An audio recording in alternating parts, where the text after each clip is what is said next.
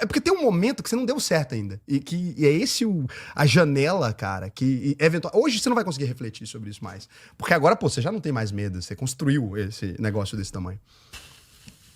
Você tá errado. Tô errado. Por quê? Porque eu sou maluco, entendeu? Eu sabia que isso aqui ia dar certo desde a concepção. Pra mim era só uma questão de tempo, como foi mesmo, tá ligado? Então, com certeza, a gente teve vários momentos que a gente teve medo, mas não que a gente corria o risco de não dar certo. O risco real que a gente correu foi de não ter fôlego de chegar no momento de dar certo. Por quê? A gente pagou pra existir 2 anos e tal. Tá ligado? Pagando pra existir. Lembra que eu te falei? Pô, tava legal, tava no Facebook fazendo as lives, tava com a grana.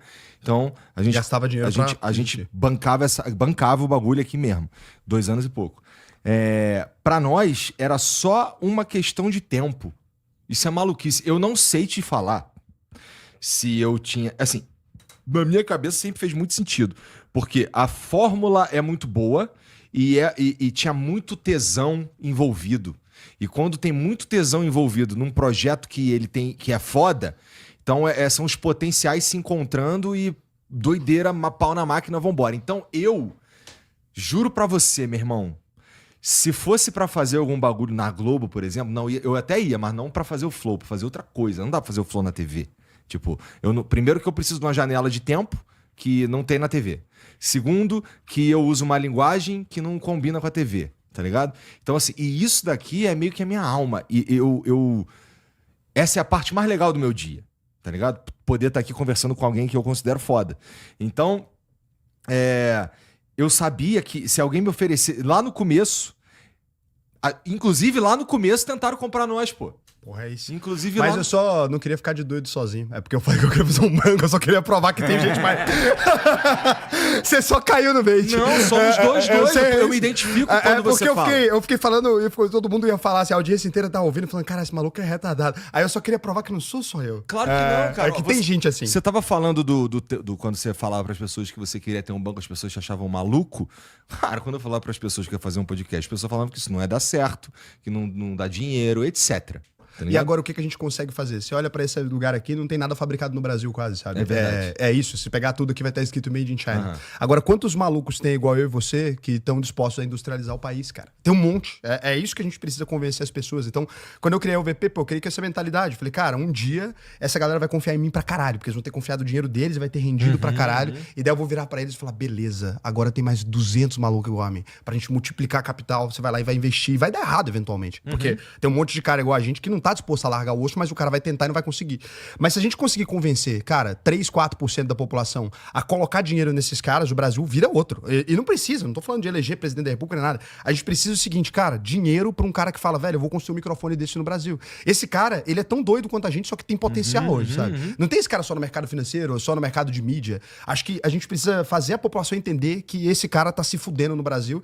E quando um brasileiro tem que mudar de país pra fazer isso lá fora, é um fracasso que a gente teve como nação. E Verdade. É isso que mantém a gente nesse lugar meio merda que a gente tá, sei lá quantos anos, que o Brasil não tem crescimento real, cara. Você pega e analisa, assim, não tem crescimento da economia. E cada vez mais gente trabalhando em quê? Em loja de shopping, varejo, tal, o quê? Não tô dizendo que isso é errado, mas isso não vai levar a gente pra lugar nenhum. Sim, comprar coisa da China, bugiganga e vender aqui não vai levar a gente pra lugar nenhum, sabe? Você tem toda a razão. Mas como é que convence os caras a fazer um movimento como esse com a Selic a 15%, cara? Então, é por isso que vem a parte da educação, que isso foi o processo que eu fiz inicialmente, porque isso não vai render só 15%. É engraçado que todo mundo fala, não, no Brasil não compensa empreender. Isso, normalmente, o cara que tá falando isso é um empreendedor. É muito absurdo isso, né? Porque, assim, eu tenho muita vontade, às vezes, estar na mesa quando eu ouço um cara falar isso, porque eu falo, cara, então fecha a sua empresa, porra. Se não vale a pena, por que você tem uma empresa? Por que é sempre o empresário que tá falando isso? Vira CLT, então, pô. Assina a sua carteira. Não, aí eu não quero. Então, é muito fácil, esse lugar é muito confortável. Esse lugar de, empreender no Brasil é impossível, é difícil pra caralho, a gente não tá conseguindo. Tá bom, e você faz o quê? Não, eu sou empresário. Tem que parar de desacreditar as outras pessoas, elas também têm direito de tentar, sabe? Não, é difícil? Pô, é difícil. E vai ser difícil sempre. Foi difícil pra mim, foi difícil pra você, mas não deu certo, não funcionou. A gente não ganhou grana pra caralho. Você quer voltar, assinar a carteira, 10 mil, eu pago pro seu salário. Não quer, ninguém quer, pô. Por quê? E aí como é que a gente fica falando que a gente empreender é difícil, então? É difícil, caralho, difícil é ser CLT, pegar ônibus 5 da manhã. Pô, é difícil, porra. Você acorda às 5 da manhã? Não. Eu também não. Eu também não, olha que coincidência. A gente não pega ônibus lotado às 5 da manhã e tal. É. Mas a gente pode falar que empreender é foda no Brasil. Pô, pagar umas guias é difícil, burocracia do governo, etc. Mas muito pior do que isso, porra, é você não ter perspectiva nenhuma, você não conseguir, sabe, pensar em alguma coisa mais que isso. Então, esse foi o norte, sabe? É isso que eu queria quando eu comecei a fazer o que eu fiz. Eu ainda quero, não cheguei nem em 1% do que eu preciso para eu considerar que a UVP fez alguma diferença no país.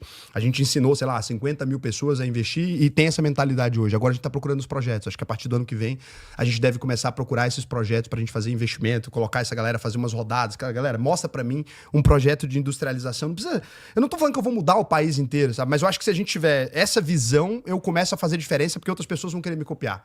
É isso que funciona, sabe? O cara vai olhar e falar, caralho, o Raul tá ganhando um dinheiro muito fácil, eu vou fazer também. E daí vai vir mais gente querendo venture capital, etc. Porque startup hoje em dia virou sinônimo de piada, né? Desempregado. O cara que põe startupeira no LinkedIn é porque não tem emprego. Antigamente você acreditava nisso, hoje em dia ninguém acredita. Porque, cara, é umas coisas que não fazia nada. É um monte de prestação de serviço chamado de empresa. Isso não é empresa, a gente precisa de indústria, coisa gigante, negócio legal, sabe? É bom, o lance das startups, dos startupeiros, realmente tá uma... eles estão meio em baixa agora, né? Não tem mais aquele mundo de dinheiro que tinha pra esses caras, né? Porque no Brasil nunca chegou a ter. E olha que louco, né? Se você olhar hoje, cara, tem a história lá do Pedro Francesi, o Henrique do Bugrazo, os caras que fundaram a Brex, né? São bilionários. Você imagina que esses caras estavam no Brasil, velho. Eles estavam aqui do nosso lado, de São Paulo. Os caras fundaram lá a Pagar-me, venderam a empresa, sabe, bilhão. E aí eles tiveram que se mudar para os Estados Unidos para entrar na lista da Forbes como os caras mais ricos. Você não acha lastimável que a gente tenha perdido 2 dos melhores cérebros do mundo, talvez? Esses caras estão lá agora gerando dinheiro para os Estados Unidos, porque não dava para fazer aqui. Quando você vê ele dando entrevista e tal, você tem ele dando entrevista. O moleque tem 29 anos, velho. Construiu um império, 19 bi, sei lá, de patrimônio. Você olha pra aquilo, você fala, caralho, cara, esse cara tava aqui. Por que a gente deixou esse cara embora? Não dá pra continuar isso acontecendo, sabe, Igor? Eu fico pensando, velho, por que a gente tem que ficar só esperando isso da política, de algum lugar? A gente tem que fazer alguma coisa. Se esses caras continuarem indo embora, a gente nunca vai sair do lugar, velho. Se todos os gênios brasileiros tiverem que ir embora ou entrar no mercado financeiro, que não gera uma industrialização, não gera a quantidade de empregos necessárias, porque hoje em dia é o que dá dinheiro no país, sei lá, você pega 10 maiores fortunas do país, 6 é banqueiro. Eu vivo disso também, mas eu tô dizendo, a nossa parte tem que ser menor. Eu não tô dizendo que não deve existir, que não é importante o mercado financeiro, mas a nossa fatia do bolo tem que diminuir um pouco. É isso que é o importante. A fatia do banco tem que diminuir um pouco e a gente tem que ter mais indústria, mais geração de emprego, porque isso gera gente de qualidade, sabe?